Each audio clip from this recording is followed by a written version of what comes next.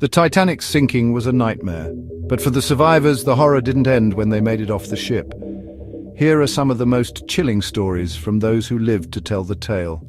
First-class passenger Jack Thayer was only 17 when he witnessed the Titanic split in half.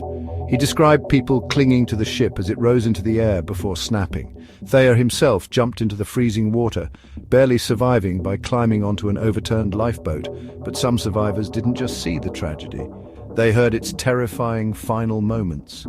Third-class passenger Eva Hart was only 7 when she and her mother escaped on a lifeboat. She later recalled hearing the screams of those left behind in the water, saying, "That noise rings in my ears to this day."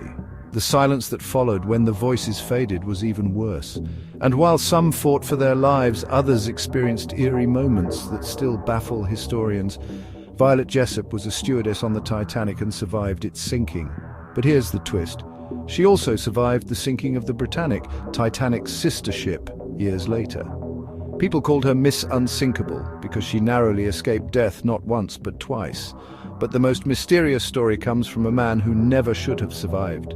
Chief Baker Charles Jogan drank so much alcohol before the ship went down that it may have saved his life. Despite being in the freezing water for hours, he survived, claiming the liquor kept his body warm.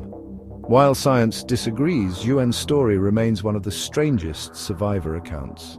The Titanic survivors carried these haunting memories for the rest of their lives. Their stories remind us just how terrifying that night truly was.